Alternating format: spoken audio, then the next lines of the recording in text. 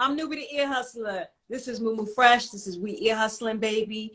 And I'm going to jump right into it. First of all, you are one of the most amazing people I have come across in music. And I'm going to tell you why. You're welcome. You are who you are.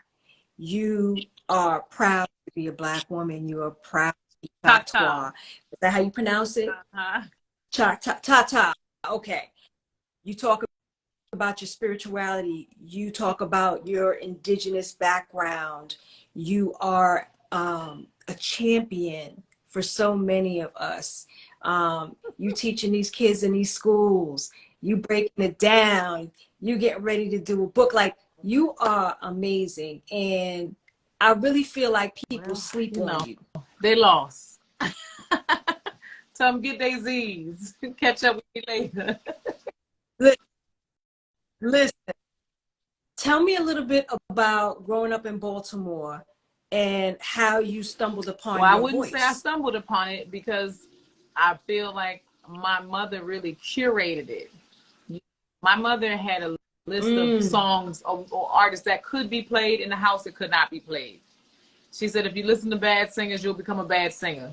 So, you know, and she loved rap music, but she had her list of approved rap music that could be played in the house. So she really curated what the sound would be and what my influences would be, you know, growing up. I don't remember not singing. I feel like, I don't ever remember a time when I wasn't singing. When I was a little kid, like 4 or 5, we had a group called the Children of Liberation, me and my cousins. And my mother would, you know, she would do Kwanzaa festivals, and then she would bring us up on stage and we would recite Eloise Greenfield poetry and do, like, you know, Negro spirituals and traditional indigenous songs. And so I just always remember doing that. And then growing up in Baltimore, well, you know, it's a rough place to grow up, but I will say that my parents really kind of curated really safe spaces within the cultural community for us to grow, you know, where we saw ourselves reflected in greatness. So while, you know, the city, I grew up in the 80s. Well, I was born in the 80s. Let me say I grew up in the 90s, but I was born in the 80s. But, you know, the city was very much ravaged by the drug epidemic. You know, if you from there, it's not possible for you to be from there and you don't know somebody that is an addict, you know, or is a dealer, or, you know, is a victim of gun violence. Like, I don't know that it's possible that you could not know someone who has had that experience. And my parents, they started this theater company, and we would do street theater as young as 10 or 11. And we would be on the corners of East Baltimore doing musical theater that we created around what we were seeing. So all of the young people that was a part of the play, we would go through therapy sessions and then write pieces about our lives, you know, and then have everybody's parents come to watch what we're doing and have, you know, on-site therapy sessions where we reconciling what our experience was. So definitely being from Baltimore, like, shaped me. It really, really shaped me. I feel like it made me very, very strong. You gotta be coming from there. I guess it really just kind of like gave me an edge that sometimes people are surprised that I have, right? Because there's this idea that when you are spiritual or cultural, that they don't get that you can also simultaneously be very, very hood and really listen about your business. Like, I'm very to the point, you know what I mean? Like, I wear many hats, walk in many lanes at the same time, and it's, for me, it's congruent. You know, I learned this word, intersectionality. I'm very intersectional. That's right. But you have to be, right? You know, you grew up in a world that was challenging. I'm from New York, so I totally understand. You know, a mom who suffered from drug addiction. I mean, there's all these different things that you experience, and the fact that you had your parents there to cultivate and to curate, like you said, these safe spaces is absolutely amazing. I don't think everybody, or, you know, a lot of people have that opportunity or have that sort of family, you know, put together in that way. So when I hear you talk about these things, I understand why you sing the way you sing. When I tell you your voice is just so soulful, and when you sing, you can hear, you know, it's like you can hear what you're going through. I feel like I'm sitting next to you and we're having a conversation. There's a song that you did with your mom where she's speaking through, and I wish I could remember the name of the song. I'm getting a little older, so forgive me. But she's talking in the background or in the very front of the song. It's on this latest album on Queen of Culture, or it's on Blooming? No, it was on. She's on like I think it was poem. on Blooming. It's like with a power drum. But, yeah, it's called The Knowing. Yes. Thank you. I listened to that so intently. You could tell that she's a strong woman, that she instills certain things in you. I know that you know, you have a child, and I can only imagine the wealth of knowledge that he's gaining just from you, your mom, everything that you're doing and how you're contributing to society. Talk to me about how you decide on what you're going to do on each of these albums. First of all, you've done albums, you've done at least 17 to 20 features that I know I can't of. keep track. Keep count. But you're in demand, you know, and I think that that's so dope and so important. Talk to me about creating these albums, especially Queen of Culture, what that was meant to do in terms of expressing yourself. I mean, and every album giving that back I've to created community has really been like very unique. You know, I was in different places during each time. I mean, I have so many albums that never even made it out because of stupidness, you know, whatever the business was, people not keeping they were, you know, the label taking my stuff on, you know, like I've created, I don't even know, hundreds and hundreds and hundreds and hundreds and hundreds of songs, you know. My first album, it's not even available online. It's called Subversive Activity. I was 17 when I started writing this album. So I had won Baltimore Idol. So at this time, American Idol was like doing all these like local idol challenges. And so I won Baltimore's Idol. And they sent me out to LA to compete in American Idol. And I won a couple of rounds, and then they sent me home and said, if we ever host an ethnic idol, we'll be sure to let you know, but you're a little too ethnic for this kind of competition. And at the time, you know, I wore all my traditional garb, you know what I mean? Like I was straight like that. And I get it, you know, I wasn't like the cookie cutter, whatever image that they was looking for, like who they wanted to be their American Idol, right? I was like, that's funny because I'm actually like a real American. You know, it's funny that you don't think I'm American enough. But I gained a lot of publicity with the local radio stations and television stations, a lot of support. So I ended up getting in the studio.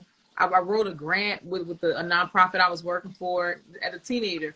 So we ended up getting in the studio, me and my band, and record our first album called Subversive Activity. That same year, you know, where I did that Baltimore Idol challenge.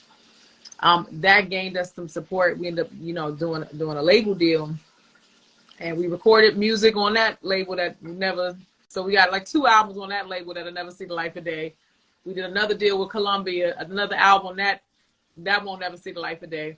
And so I was like so done with the labels, period. And I was just like, you know, for me, music is like my child. They like my children. Every song I write is like one of my offsprings. And I was just tired of other people owning my kids. You know what I mean? Like I was literally feeling like my babies was on the auction block all the time. And there was nothing I could do to like stop you from doing what you wanted to do with my kids. So I was like, I ain't dealing with no more labels no more. I want to just create something of my own that belongs to me. And I ain't got to ask you, can I have it? Can I use my own thoughts? I ain't got to ask you for permission to think my own thoughts, you know? And a cat that was a part of this nonprofit in Chicago called the Inner City Muslim Action Network. I've done a lot of work with them. Incredible organization. They deal with anti-recidivism, mental health for young people. I'm a part of the artist roster. It's called Iman. a member of Iman at the time, he said, listen, I want to help you get your record out. Why don't you have no music out? And I'm explaining to him, because, man, they own my stuff. I can't get my music back from them. You know, I'm just super frustrated, right? And he said, look, I'm going to give you half my paycheck every week. I want you to put out an album. And he did that. He did that. His name is Wow. Ahmed. And we got in the studio with the band, and we recorded the first album, The Blooming, the one that the song The Knowing is on. So all that is like live band music. Mm-hmm. So that's like my first baby, right? And so it's a lot of different genres. I got a lot of different criticisms. Some people say they love the multi-genre blending. Other people say, I don't understand why you couldn't just stick to R&B. To me, right, because I have a deep knowledge of the lineage of Black music in America, I don't view them as separate genres. That's something that labels created for like placement in record stores. It's a lineage and so whenever I'm telling a particular type of story, I say to myself, what part of this lineage will best tell this story? And because I know I can speak the language of that particular style, that portion of the lineage, I have understanding of our history, then I utilize whatever portion of that lineage will best tell the story. So that's how I see it. Everybody don't see it like that. They don't understand the connectedness of it. But The Blooming was like telling, you know, years of stories that I didn't get to tell because, you know, I had a muzzle on my mouth. So I just put everything I could out. So it's, you know, it's a very nutritious album. And then after that, I did a mixtape. And this was when I was like, man, I just want to rap. You know, I was in a different phase. This is like 2014. I just need to rap, right? Because I feel like people they weren't really showing me no respect as a rapper. They would respect me as a singer, but they was kind of like, nah, I'm cool. Don't rap. Nobody will hear you rap, right? And I also think it was a stage where anybody really want to hear a girl rap. They heard me singing, but they really didn't want to hear me rap. Mm-hmm. And so I was kind of like, yo, I'm tired of them sleeping on me like this, like acting like, all right. So I just started taking maybe you need to hear me over a different beat. Maybe you don't want to hear me over swinging jazz. Let me take your favorite Drake beats, your favorite, you know, Lil Wayne, whatever was out at the time, Rihanna. And I flipped all of these songs and gave them social and political context. So we taking Pour It Up, you know, Rihanna's song about the strip club, and I'm making it about student loans. Tear it up. You know, watch it all fall down. So I'm flipping, and I'm working at a school at the time teaching songwriting. So I'm teaching these students how to give songs political and social context, and I'm making them think critically about what they are absorbing all the time. You know, so that inspired me to really like, let me show you an example. So if I'm telling you, don't write about things that are really not your experience, or like, because the first thing my students would want to write about, they would immediately project, I got a car, a bunch of hoes, I'm doing it, you know, goals, singing. And I'm like, what's your real life like? That's so much more interesting than this other fake life that you're just mimicking. Like, what did you really eat for breakfast? Who are your parents? Like, what's your relationship? I want to hear your real story. And when I got them to start digging deep into their story, for one, they didn't feel like their story mattered.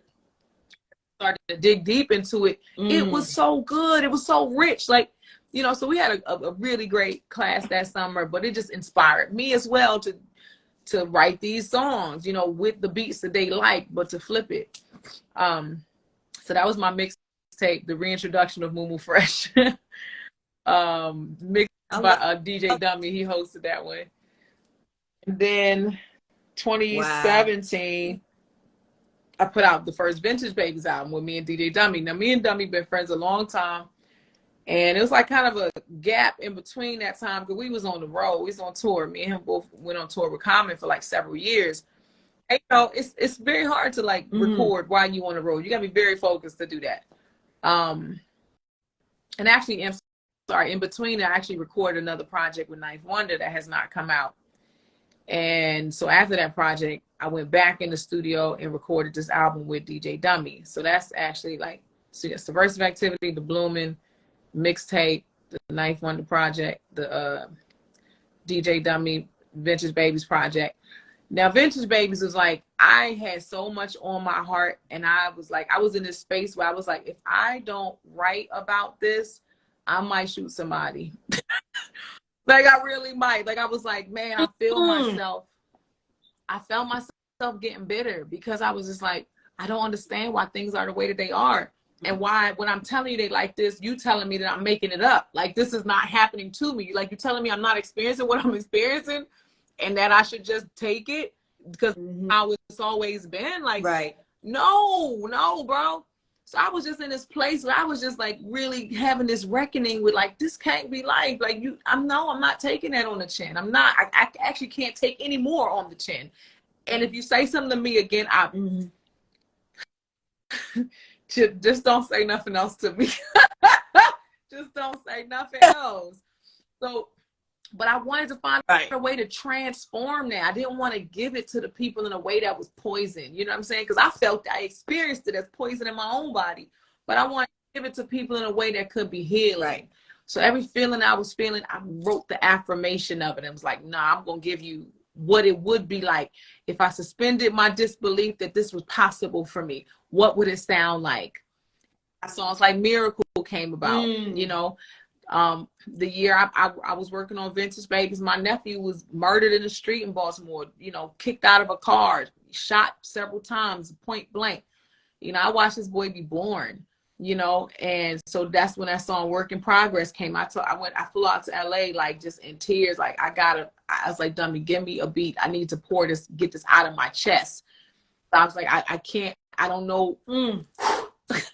I gotta get this out of my body. You know what I mean? Like, it's too much to hold inside. I don't know what to do with this. And I'm going to start taking it out on people. Like, I got to get this out. And so, I started writing those songs. And so I just feel like that first Vintage Babies, like, that saved my life. And it saved some other people's lives, too. They don't even know. And so coming off of that Vintage Babies record, what did I do after that? That was 2017, 18. Oh, then I started recording this project with DJ Jazzy Jeff and the Playlist Collective. So Vintage Babies came out in 2017. 2019, we started recording this it's called A Healing. We only record like 12 or 13 songs. It has not came out yet. One of the first singles just dropped last Friday from that project that we started at that time. It's called Find My Way Back. What's the name of that single? That's that's one of the first songs from that album. But I'm saying I started working on that project in 2019, but it didn't come out. So in 2019, I wanted to write a project that was really about Black women healing. You know what I mean? And it's so funny because this was before the pandemic hit. This before the pandemic hit, and I was already talking about like we need self-care. Black women tired. Right. I've always been raised in a very like strong political, social environment, right? My parents is revolutionaries. Like all they do is all day long talk about revolution. But what I realized is that we can't handle revolution out there if we ain't got it in here. We're not doing this inner work. If we can't even have a conversation at home amongst our family without everybody being triggered, taking their toys and going home, how can we heal anything out there? How can we heal the world if we can't heal our household? You know, so then I started like, no, we got to do the personal development work. 2018, I like spent a lot of time in solitude, really dealing with myself, really dealing with I got to unpack some of this shit that's happened so far. Like, because normally, like I was taught to do, like most Black women, we take it on a chin, throw it on our back, we cope, we dress it up, look real cute, make it look good. And we don't never have no time to really unpack and say, what the fuck actually happened to me? Wait a minute. You know what I mean? Like we can't even talk about it. Right. Or it sound like you bitching and moaning. Like it sound like you complaining. You can't even say, ow, that hurt. That was so unnecessary. Why'd you do that to me? And so that's really what like the album A Healing that's coming out is really about. You know, songs like Let Go Your Bitterness, Baby. You know what I mean? Like you got a right to feel how you feel, but it just don't serve you to hold on to that feeling. About their business. You're living with it and you're making yourself relive it every time you feel this feeling. You know, you got a right to feel it. It just don't serve you. You got to focus on something else so you can bring something different into your experience. There is the reality, but then there's still a metaphysical world that exists. God is still real. So me and Dummy get back together. I fly out. Matter of fact, I had a concussion too. Because my daggone parents fighting and whatnot. I'm trying to break up the fight. Anyway, I ended up getting and I realized I had a concussion. I literally got a concussion and drove 8 hours. Tell you why I had to sit down. Oh, no. And I had to tell. So when I realized I had a concussion because I couldn't see anymore, I told my parents and everybody else, hey, look, I'm out of commission. I can't do nothing for you. Don't call me about nothing. If you want money, you send me a Cash App request. But other than that, I don't nobody bother me because I'm realizing that I'm doing too much and I'm fixing everybody's everything. And when I need something, no, not that you don't love me, you don't want to, you just don't have the capability to do it. So I got to pour into me. I'm going to need a minute. I'm going to sit back. So that's when I pulled away from everybody. I went out to LA, like I need to write. It's right. So now I got a concussion, so I can't really look at the screen. But I need to get this stuff out. I just found out my sister was going through cancer. You know what I mean? She had stage 3 cancer. And I was just like, yo, I gotta get the stuff out. So now I'm writing with a little book. Got to keep all the lights off. I can't, because, you know, the studio got all these fluorescent lights. I'm like, I can't, no lights. I can't even walk outside. Like, I got to have blindfold on. Somebody got to walk with me. And I get in the booth and I just start cutting. I cut Back to the Money like that, Key to Happiness like that, North Star, all these songs off Queen of Culture. Like, I couldn't even see. I had to just be in the darkness, just getting this stuff out. And so we recorded that project in 2020. We released it in 2021. So then I said, all right, what's next? So I called Jeff. Hey, look, you ready to put this project out? He said, I'm ready to put it out. I said, cool. So here we go. We putting this record out. Let me tell you something. Listening to you, number one, I understand why you're a teacher. Thank you. I love it because it is so needed. You know what I mean? Your rawness and your realness is so needed. These kids, these adults, the help the kids. Okay. These adults need to understand the level of consciousness that you have is so like, and especially in the music industry, it's almost non-existent. You know what I'm saying? And the fact that you have since 2011 and even before that, when you put out the other stuff, it's like you've stuck to your guns and you've said, this is what I'm going to do. This is how I'm going to do it. You're educating. You're still conscious. You're still celebrating yourself. You're still actually taking the time to say, all right, I need a break. And the whole conversation about self-care, you know, the pseudo, you know, self-care folks and all, I'm not going to cuss. You know, oh, Lord, I'm sorry. Girl, please. No, okay. No, I'm being funny because my tribe knows I get down. So let's keep it a buck. All the bullshit that's out now, that's all this surface stuff. These chicks not really singing. These chicks pretending to rap. You know, like a whole bunch of stuff. When I listen to you, and one of my favorite songs in terms of hip hop from you is Rap Gods. Like when I tell you, you just came out swinging on that. I don't understand. So to me, anybody that knows you should absolutely 100% say, I got to do a song with Mumu. Now, she can sing. She's about her business. She's coming in. Just, I'm ready. Let's go. So when I listen to you speak and I listen to you tell us about, you know, your family and I'm sorry to hear about your nephew and I hope your sister's okay. You know, all these things, and you still come on here shining and smiling. Like, I want to understand, and this is going to be an offline conversation, hopefully, you know, what you got, because I need some of it. You need to be putting it in a bottle and selling it. Okay? So now I want to come forward to Find My Way Back, which is something different for you. And I love it. I love the fact that you won't let anybody put you in a box. Yeah, Talk so to me about this we were song. trying to, like, you know, figure out what we wanted to be like the lead single from this project. And again, like I told you, we did a lot of records.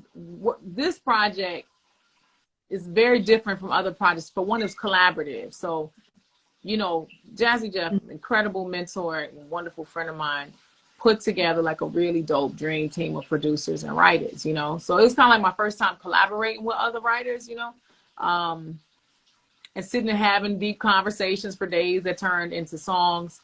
Carvin Hagen is one of the writers, Musina, Masego, Eric Robeson, Kenny Dope is on this project, Terry Hunter, Tech Beats, Daniel Crawford, a lot of really, really dope producers and writers. And we experimented with like this house music on this record. I never did no house music before into this project.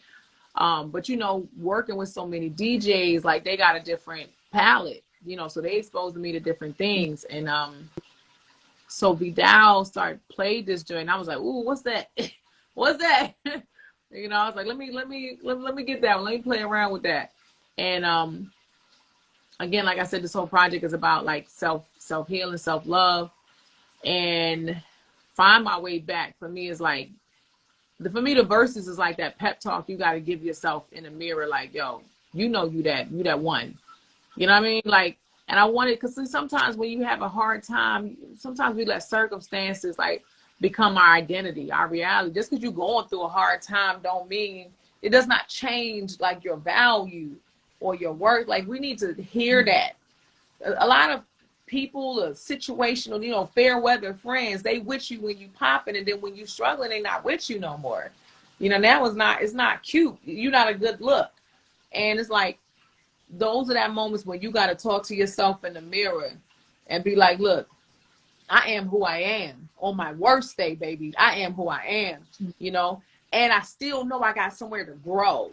Like, I can still stand in my power, my authority, and in my anointing and my blessing, and still say, but I still got somewhere to go. I'm working through my stuff, but I still am who I am. You know what I mean? So that's really like what that song is for me about. Is like, I'm only getting better, never better. Hard times make a real one realer. Yes. Like, I can't even think of no more real words. Like, hard times make a real one realer. I be telling my son that. I be like, yo, struggle build character. It really does. You know what I'm saying? Right. Like, there's some people I can't have a conversation. I be like, live a little bit more. Then we'll talk. And you know, and that's the type of stuff my mother used to say to me. That's to get on my nerves. Like, what do you mean? And I know what it means now, you know. And to me, your joy is a final frontier. Like, they don't win until you let them steal your joy.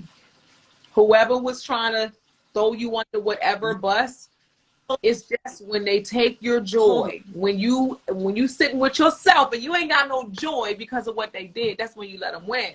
So for me, I always remind myself that, like, no, this is what you can't have is my joy. You might have took my record, you might got my publishing, but what you can't have is my joy. You know what I mean? That was what you just said was a whole song. You know what I'm saying?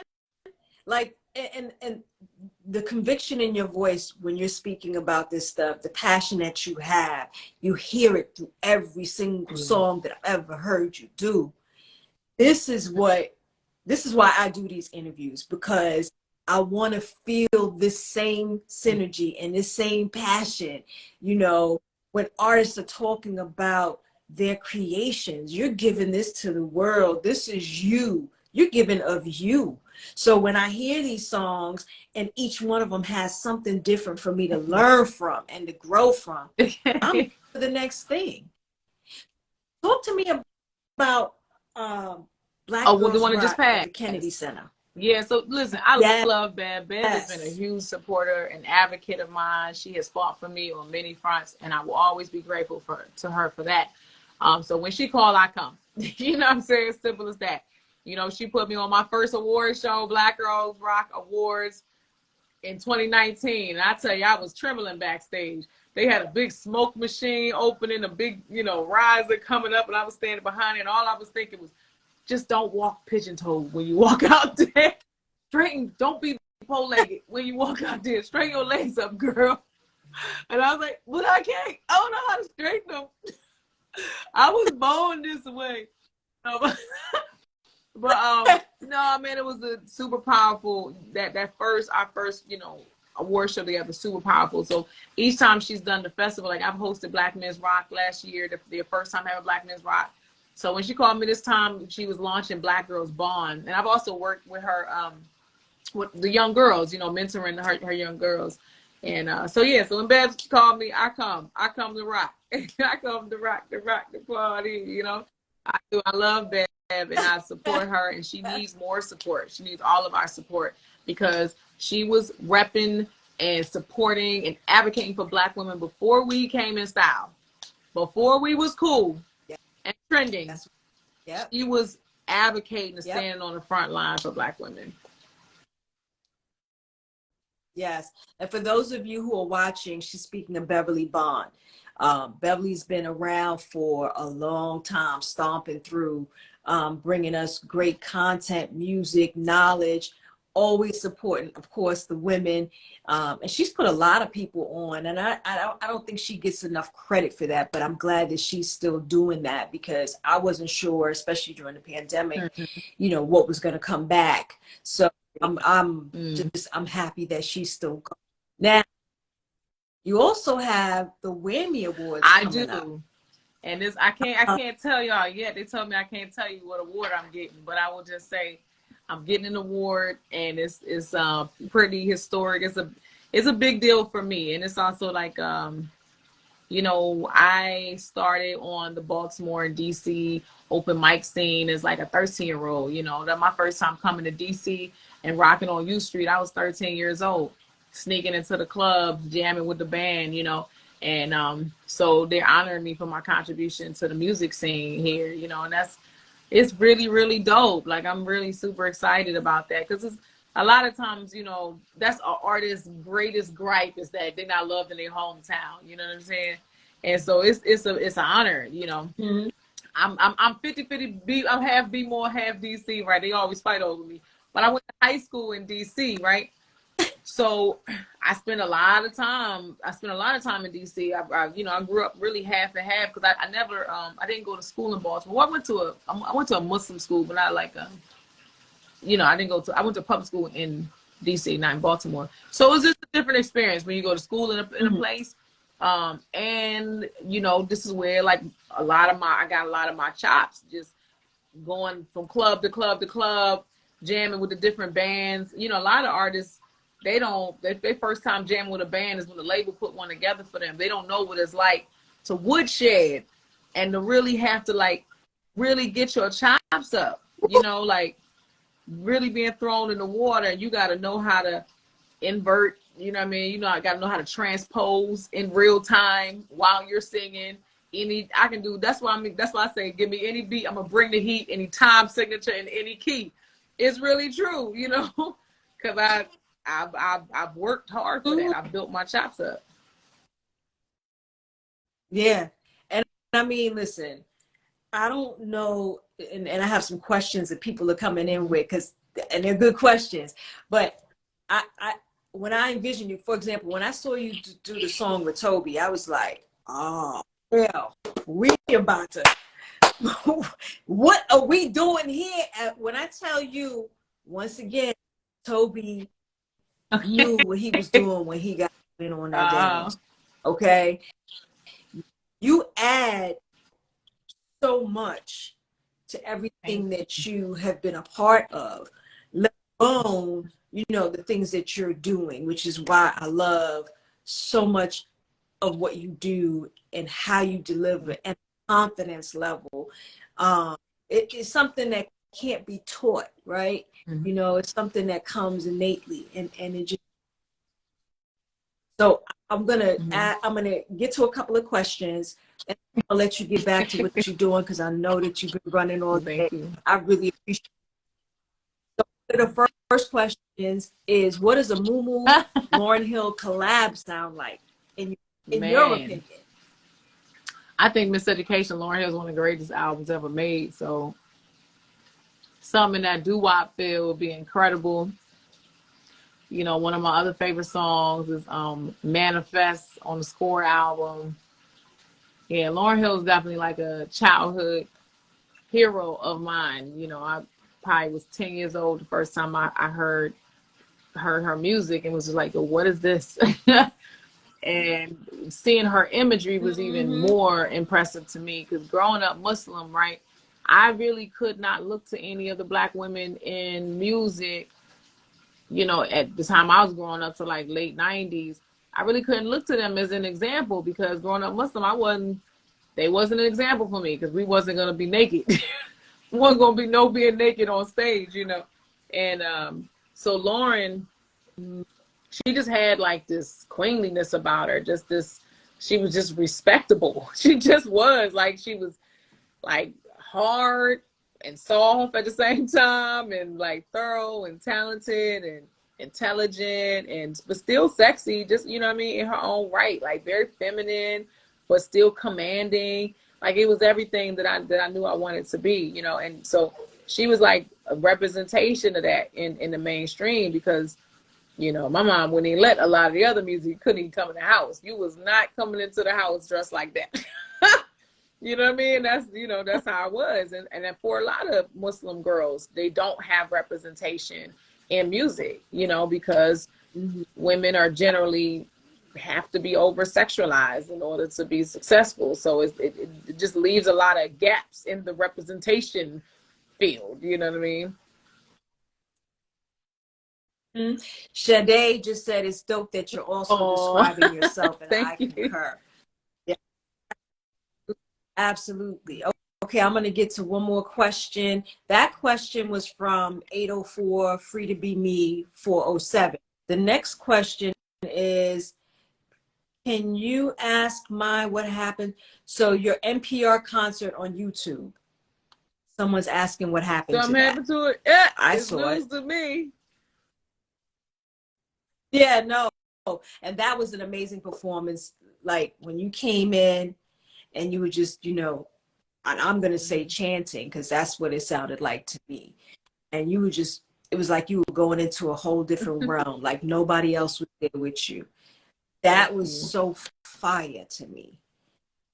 The things that I vibe to. You're welcome. Those are some of the things that I, when I'm ready to settle down, just vibe to it, you know. And I appreciate you for that more than you could possibly. I'm grateful for that. Stand. That was so like that song is in the Lakota language. Is a children's lullaby, and I used to, say, so I want to know the song is called that again. It's in the Lakota language, and I used to always pair that with my mama and your mama was hanging up clothes. Your mama hit my mama straight dead in the nose. What color was the blood, right? Because it's a lullaby, but it also tells the story of the American Indian Wars. And I also I think that song is important to me. I learned it when I was a small child, and I didn't know as a child what it meant. But when I would sing that song, like when I went out to Standing Rock, I helped to raise money to fight back against the Army Corps of Engineers who were building this pipeline. And when the elders would hear me sing it, they would say, "Oh, that's an old song. How you know that song?" And that song survived cultural genocide. You know, it survived the Indian boarding schools. It survived, you know, all of the just intentional erasure of this government, right? And I just think that's so powerful, because the Freedom of Religion Act wasn't passed for Native Americans until like 1978. But this song survived that. So to me, this song is like more than just a lullaby, right? It survived through the mouth of babes. Like something so poetic about that to me, right? And so when I do it, I'm channeling, for one, it's my prayer. Like I feel the frequency in the harmonies that I chose, because normally a lot of traditional Native music, especially West Coast, or you know, they don't use a lot of harmony. It's mostly just octave, male, female octave. On the East Coast, in like say the Pawnee or the not the Shinnecock, the Seminole, they do a lot of harmony, but there's also a lot of blending between African music and indigenous music within that tribe, because they fought together against the United States government for a long time. And a lot of them settled in Mexico. So the harmonies that I chose was just what I heard, what I felt called to, right? So I used to sing with my mother and my grandmother. So my grandmother would teach me the traditional songs, right? And then my mother, her style is more like jazz. And I come from like the hip hop generation, but I also hear harmony a little bit differently from everything they taught me, and then from what I've absorbed from the world. And then I've also studied African music. I traveled for some years studying with Zap Mama, right? And she taught me a lot of music from the Congo. So I all that stuff come together inside of me. So when I was first singing the song, I sang it the traditional way, and then I kept hearing these other harmonies. I was like, And so I just kept playing with them and leaning into it, and like, where was I being called to sing it at? And then when I layered that harmony, I said, oh, that's something different. We call it something else. And I always call my grandmother before, like, honestly, I feel like my shows always go better. My night goes better when I do that song. It just does. It just changes the whole frequency in the room and in my spirit, you know, because I'm not always, I need to be in my best place to deliver. I may not always be there. I may show up to the gig and I'm not in the mood. And I sit down with that song. I call my grandmother, ask her to come into the room and sing with me. And I know we're going to have a good night. You know, I know I'm going to be moving in my purpose and not just in my flesh. And so that song is really important to me. And I was kind of just trying to decide what I was going to do. I knew I wanted to do an opening for Tiny Desk that was authentically me. Because I can do a lot of things. I've been a lot of places, got a lot of influences. But I wanted to do something that was specifically me. And that told what I feel like is a unique story that maybe everyone may not be able to relate to my exact experience, but it's something in it that is resonant. And I learned that after I did it, because I didn't know who all would resonate with it. And I honestly was like a little nervous. I didn't even want to tell my DJ that this is what I wanted to do, but I knew that this is what I had to do. And I was praying for, like, God, what kind of opening do I need? Like, I needed a song. I want to tell my story. Like, and 2 days before the Tiny Desk, I'm sitting like, damn, the song still ain't come. Like, what? And I was sitting in meditation, and all of these words came out.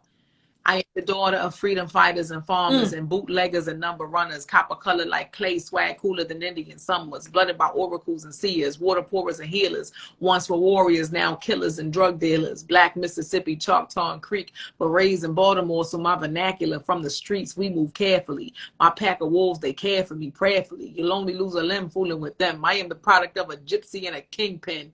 You know, that's my story. You know what I'm saying? My dad, all throughout my life, was in and out the prison institution. And I was right there with him. Call on the phone with him every day, writing back and forth to him every day, making sure he had stuff that he needed. You know, he's an artist, so he's sending artwork back and forth. You want to sell it on the streets, make money to still take care of his family while he inside.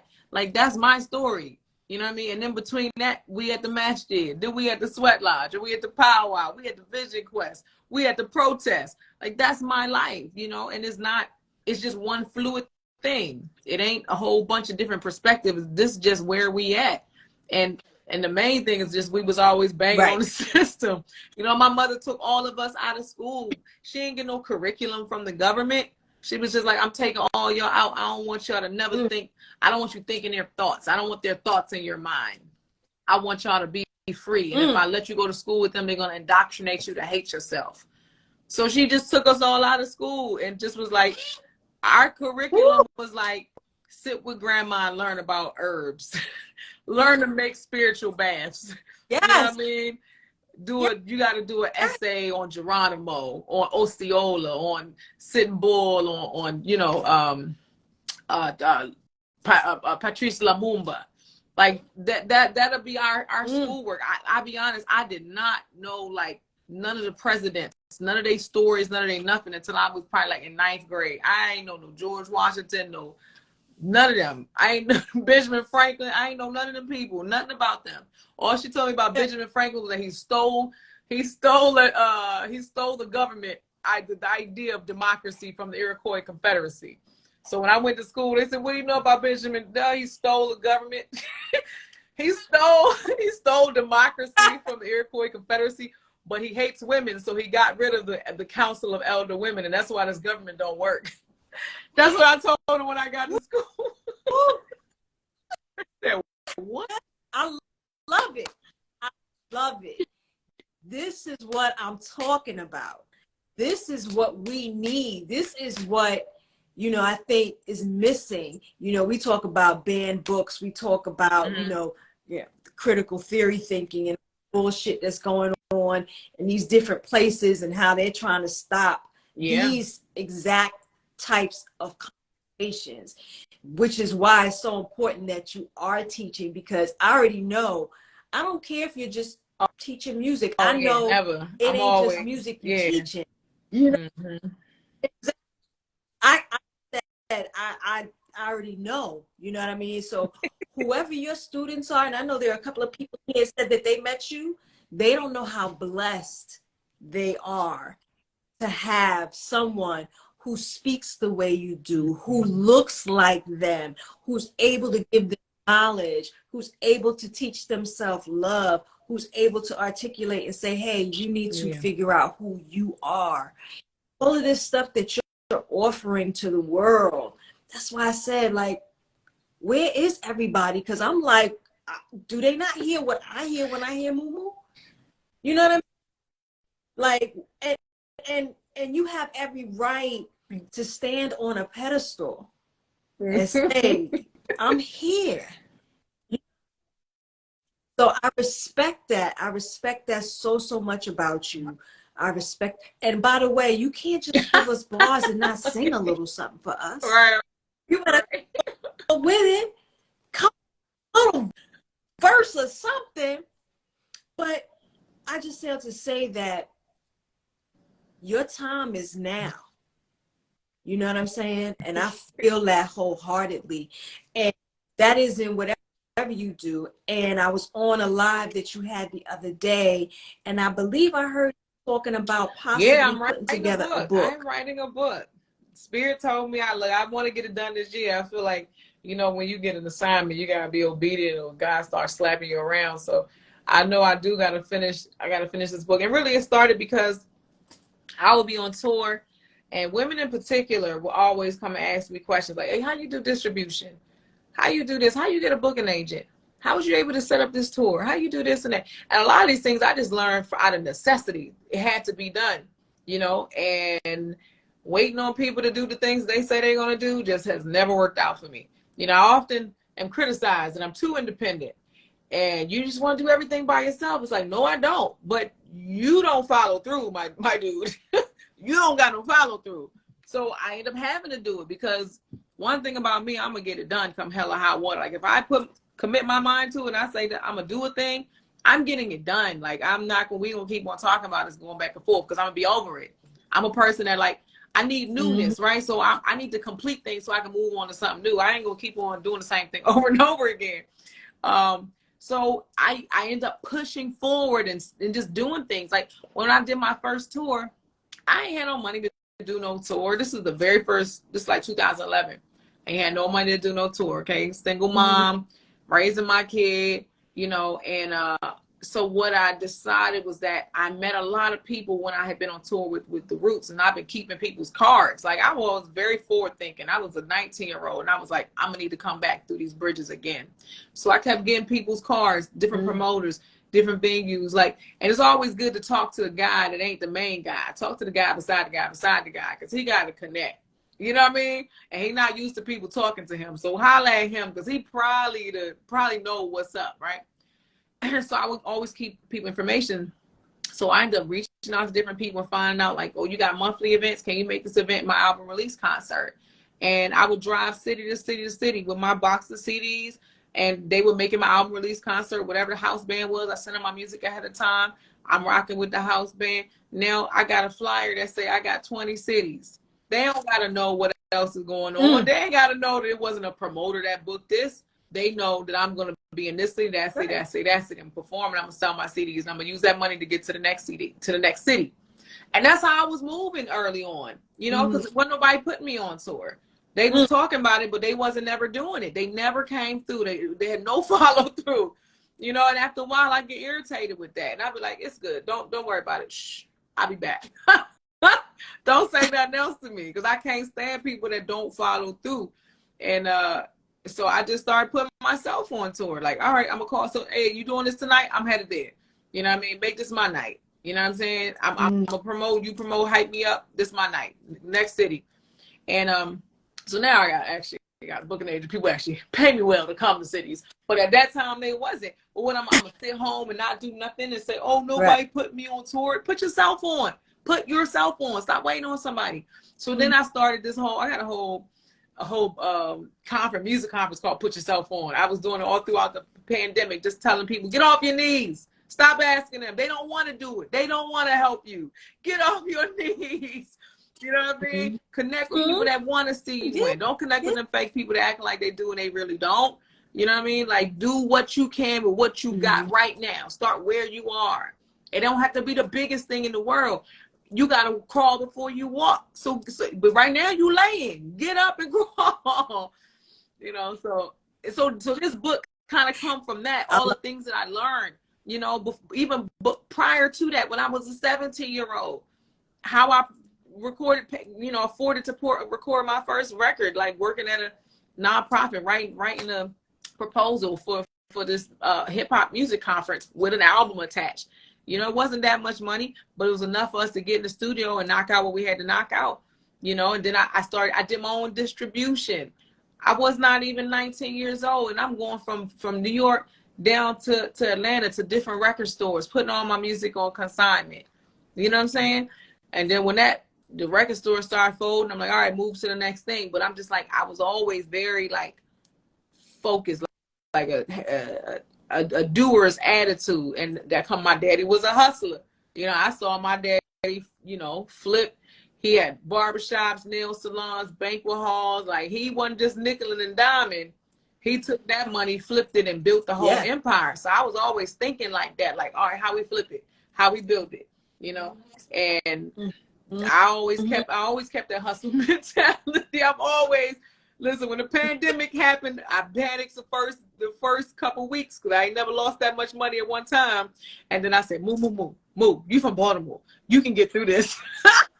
Come on, think, girl, think, hustle.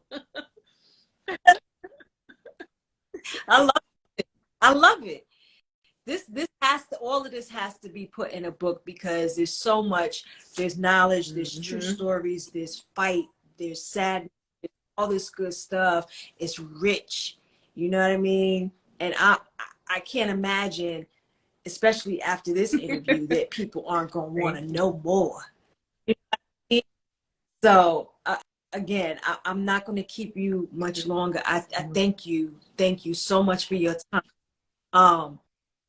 I have shared the song. I love it. I'm going to keep looking, and I can't wait for the entire project to.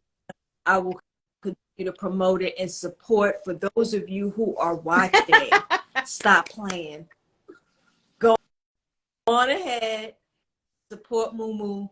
If you really rock with her, and it seems like a lot of people in here, the comments I'm seeing, they rocking with her.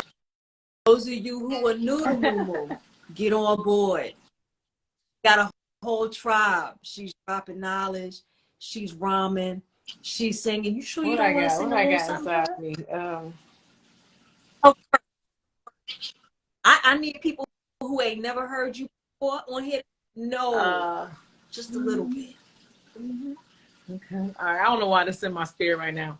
The conquering lion shall break every chain. The conquering lion shall break every chain. Give God the victory again and again and again. Give him the victory again and again. That's what I got. Yeah. Yes. I gotta Absolutely. have you come back when you drop the project. Please, so about that. Again, I appreciate you. Those of you who joined this evening, I am Nubi the Ear Hustler. My guest tonight is the amazing Mumu Fresh. We ear hustle, baby. I'll see you guys soon. Everybody be blessed.